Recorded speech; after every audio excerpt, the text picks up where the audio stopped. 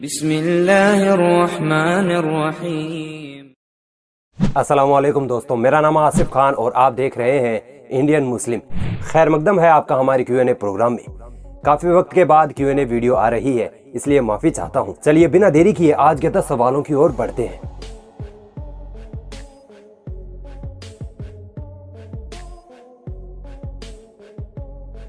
फरहा खान का सवाल है कि बख्तियार खिलजी ने नालंदा विश्वविद्यालय क्यों जलाया था।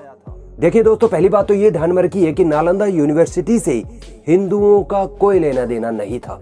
ये यूनिवर्सिटी बुद्धिस्ट लोगों की थी।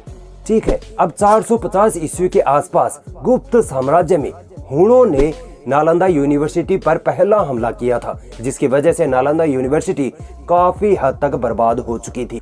फिर बुद्धों और ब्राह्मणों की धार्मिक लड़ाइयों की वजह से नालंदा यूनिवर्सिटी को और ज्यादा नुकसान हुआ था। इसके बाद 7वीं सदी में गौड़ा साम्राज्य, जो हिंदू धर्म से ताल्लुक रखता था, उस साम्राज्य में नालंदा यूनिवर्सिटी पर इतना घातक हमला हुआ कि लोग नालंदा यूनिवर्सिटी को छोड़कर भाग गए।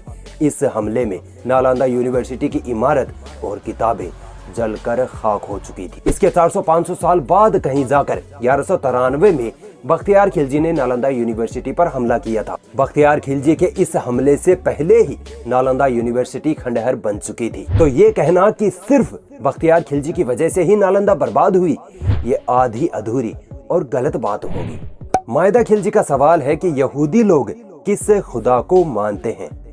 दोस्तों, यहूदी इब्राहिम अलैहिस्सलाम की नस्ल में से याकूब अलैहिस्सलाम की औलादों में से है, इसीलिए इनको बनी इसराइल भी कहते हैं। याकूब अलैहिस्सलाम के एक बेटे यहूदा के नाम पर इनको यहूदी भी कहते हैं। यहूदी कौम मूसा अलैहिस्सलाम की उम्मत है। मुसलमानों और यहूदियों का खुदा एक ही है, यानी अल्लाह सुब्हानहू व तआला। यहूदी भी अल्लाह को ही अपना खुदा मानते हैं, मगर ये लोग अल्लाह को अल्लाह ना कहकर हाशिम या यहुआ के नाम से पुकारते हैं। दोस्तों, यहूदी मूसा अलैहिस्सलाम को मुसलमानों की तरह ही अल्लाह का पैगंबर मानते हैं, मगर उजैर अलैहिस्सलाम को नाउज़ुबिल्लाह अल्लाह का बेटा करार देते हैं। ओके, अब बात आती है कि अगर यहूदी और मुसलमानों का खुदा एक ही है, तो इन दोनों कौमों में इतनी बड़ी दुश्मनी क्यों है। दरअसल दोस्तों, यहूदी ईसा अलैहिस्सलाम और नबी सल्लल्लाहु अलैहि वसल्लम को अल्लाह का पैगंबर नहीं मानते। वो अब भी मूसा अलैहिस्सलाम के बाद किसी और नबी के आने के इंतजार में है, जो कि दज्जाल होगा। अनस खान और आसिफ अली खान का दोनों का सवाल है कि इस्लाम के मुताबिक पृथ्वी घूमती है या अपनी जगह स्थिर है। देखिए, कुरान में कई ऐसी बातें लिखी हैं जो साइंस आज खोज कर ला रही है।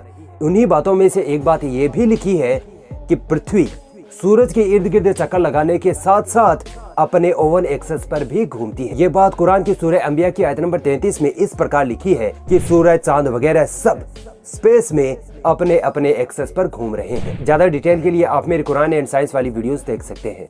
मोहम्मद मुनाफ का सवाल है कि मैं यूट्यूब स्टार्ट करना चाहता हूँ और इस्लामी कंटेंट बनाना चाहता हूँ, तो इसके बारे में थोड़ा आइडिया दीजिए। वक्त की दरकार ही यही है कि मुसलमान सोशल मीडिया को अपने हक की आवाज बुलंद करने के लिए इस्तेमाल करें। आप यूट्यूब पर चैनल जरूर बनाइए, दीनी और इस्लामिक हिस्ट्री की किताबें पढ़िए और अपना यूनिक कंटेंट तैयार करके यूट्यूब पर वीडियोस अपलोड कर दीजिए। बस इतना सा करना है। शुरुआत में आपको परेशानियां जरूर आएंगी, मगर वक्त के साथ एक्सपीरियंस हो जाएगा। आप हमारी वीडियोस को भी बिना छेड़छाड़ के इस्तेमाल कर सकते हैं। अगर हमारी वीडियो से आपको इनकम भी होती है तो हमारी तरफ से इसकी भी इजाजत है। दोस्तों, सलमान खान का सवाल है कि ईसाई धर्म दुनिया का सबसे बड़ा धर्म क्यों है, इस्लाम क्यों नहीं।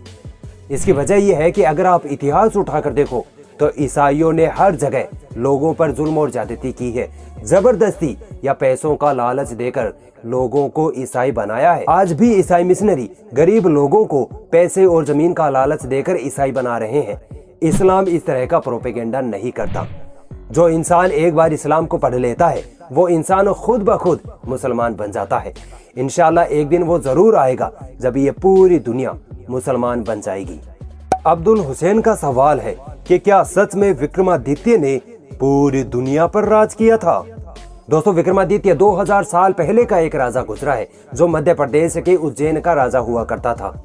अब आप जानते ही हैं कि हमारे देश में किसी राजा महाराजा को ग्लोरीफाई करने के लिए कितने झूठ, कितनी कहानियां गढ़ी जाती हैं। सेम विक्रमादित्य के साथ भी हुआ। विक्रमादित्य ने सिर्फ भारत पर राज किया था, ना कि पूरी दुनिया पर। हाँ, यह राजा पावरफुल किंग जरूर था। इसी राजा के नाम पर हिंदू कैलेंडर विक्रम संवत बना और इस राजा के बाद आने वाले राजाओं ने इस राजा के सम्मान में अपने आप को विक्रमादित्य कहा। मगर दोस्तों, आज के मॉडर्न हिस्टोरियंस विक्रमादित्य की हिस्ट्री को एक मिथ यानी झूठी कहानी मानते हैं। मिस्टर एनएस का सवाल है कि न्यू वर्ल्ड ऑर्डर के बारे में बता दूं। न्यू वर्ल्ड ऑर्डर एक ऐसा सिस्टम है जिसमें चंद लोग मिलकर पूरी दुनिया को अपने इशारे पर चला रहे हैं। ये चंद लोग यहूदी हैं। फ्रीमेसनरी, इल्यूमिनाटी जैसी शैतानी तंजीमें इसी सिस्टम का हिस्सा हैं। इनका मकसद है कि पूरी दुनिया में सिर्फ इन्हीं की हुकूमत हो और पूरी दुनिया इनकी गुलामी करे। अब देखिए, पूरी दुनिया में वेस्टर्न कल्चर को थोपा जा रहा है, इंग्लिश लैंग्वेज को हर जगह हावी किया जा रहा है, वर्ल्ड बैंक से कंट्रीज को लोन देकर उनको कर्ज में डुबाकर उनको गुलाम बनाया जा रहा है।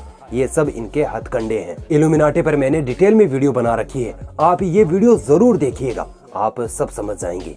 हैदर का सवाल है कि 2023 में ऐसा क्या होने वाला है, तुर्की के लिए इतना अहम क्यों? 1914 से 1918 तक वर्ल्ड वॉर 1 चली थी। इसी जंग की वजह से उस्मानिया सल्तनत खत्म हुई थी। वजह ये थी कि उस्मानिया सल्तनत का लगातार कई जंगें हारना और कर्ज में डूबना। 1920 आते आते यूरोपीय देशों ने उस्मानिया सल्तनत के कई इलाकों पर कब्जा कर लिया और उस्मानिया सल्तनत सिर्फ तुर्की तक सिमट गई। तुर्की जब वापस उस्मानिया सल्तनत कायम करने की कोशिश करने लगा तो यूरोपीय देशों ने मिलकर तुर्की के साथ एक समझौता किया जिसे ट्रीटी ऑफ लॉजेन कहते हैं।